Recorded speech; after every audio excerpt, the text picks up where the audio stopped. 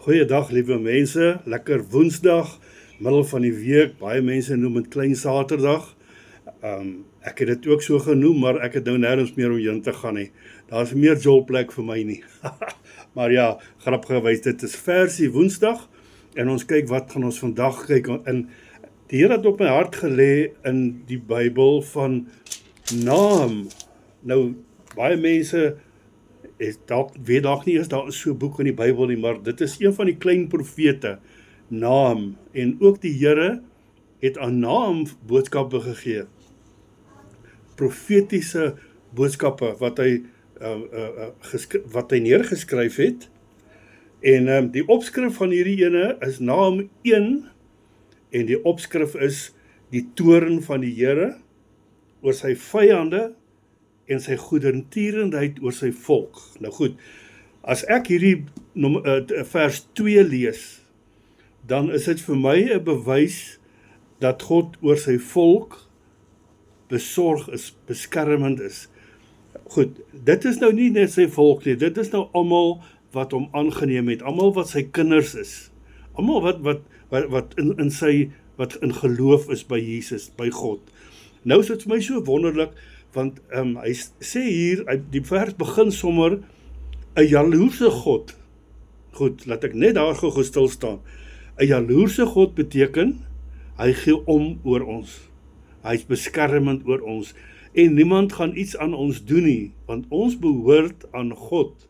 Goed, nou wil ek net gou vir julle sê, hy sê hierso, hy is 'n wreker,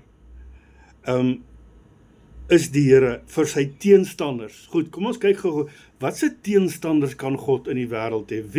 Wie is daar wat kan opstaan teen die Almagtige? Daar is niemand wat teen God kan staan nie.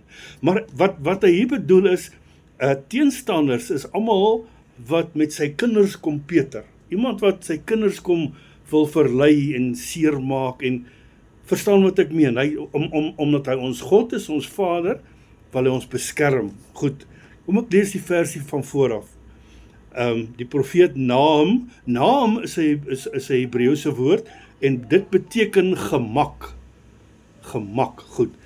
Ons begin hier so, 'n jaloerse God en 'n wreker is die Here. 'n wreker is die Here en vol grimmigheid. 'n wreker is die Here vir sy teenstanders en hy behou die toorn teen sy vyande. So as hulle iets aan ons doen, gaan God opstaan vir ons. Hy sê jaloerse God, ons is sy besitting en hy gaan opstaan om ons te beskerm en vir ons op te tree en om vir ons te veg. En dit is die vyande wat God het, is mense wat iets aan ons doen, aan sy kinders doen. Goed, die Here is lankmoedig, maar groot van krag en nooit laat die Here ongestraf bly nie. Almal wat Israeliete weggevoer het in ballingskap, hulle dop so een vir een om. As jy gaan kyk na die hele geskiedenis, soos wat dit afgespeel het in die Ou Testament, tot waar ons vandag is daar koninkryke, volke, wat God uitgeroei het, verwoes het, mense wat teen God gedraai het, maar ook teen sy volk, dinge gedoen het wat God nie van tevrede was nie. Sy weg is in warrelwind en in storm en wolke die stof van sy voete. Dit is vreeslik, staan in die Bybel geskryf, om te val in die hande van die lewende God, want daar is niemand wat kan standhou teen God se grimmigheid nie. Wanneer God so kwaad word, dan druk hy mense dood soos mure, want hy is die Almagtige, hy is die opperheerser van die heelal. Dit is so wonderlik om te weet, ons het 'n plek waar ons kan heenvlug, 'n skuiling, 'n skuilplek, soos sy kyk en onder sy ma en sy vlerke gaan inkruip, en sy gaan hom beskerm met haar lewe, met alles wat sy in haar het, om daai kykentjie te beskerm. So is God oor ons, want ons is vir hom hoog geag, ons is kosbaar, en ons is duur gekoop. Ons is sy kinders, en hy gaan alles in sy vermoë doen, om ons veilig te hou. Prys die Here. Is dit nie wonderlik om te weet, onthou julle toe ons gespeel het jare terug, dan speel ons byvoorbeeld touchers. Maar jy het 'n den, jy het 'n plek waar jy kan ingaan of aanvat, dan is jy nou immuun teen die wat nou anders wat jy moet touch. Dit is jou plek en jy storm tog so maklik na die plek toe waar jy weet, hier is ek veilig, hier kan niks my touch nie. Selfs so het ons vir God, wat ons veilig hou en ons beskerm, ons bewaar in elke opsig.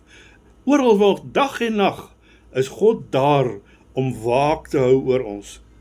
Nie? Kyk ons na vers 7. Nou vers 7 is my net so 'n wonderlike ene. Van dieselfde hoofstuk naam, die Here is goed.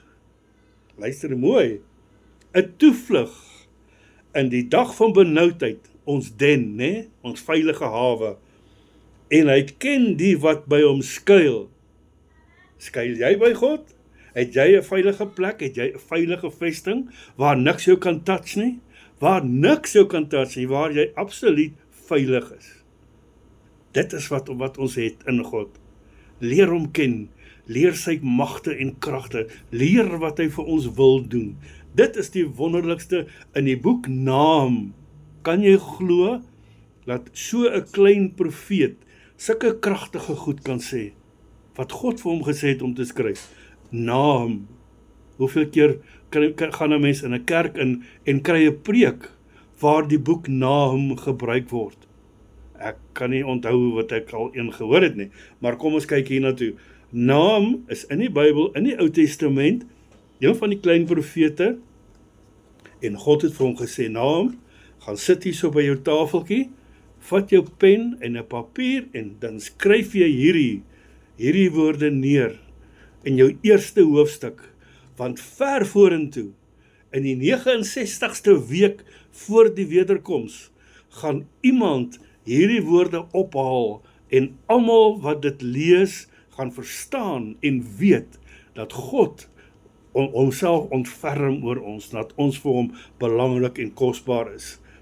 Mense, ek bid dat hierdie sal insig vind in julle harte, dat hierdie op vrugbare grond sal val, dat dit sal ontkiem en veel vrug dra tot eer en verheerliking van ons koning.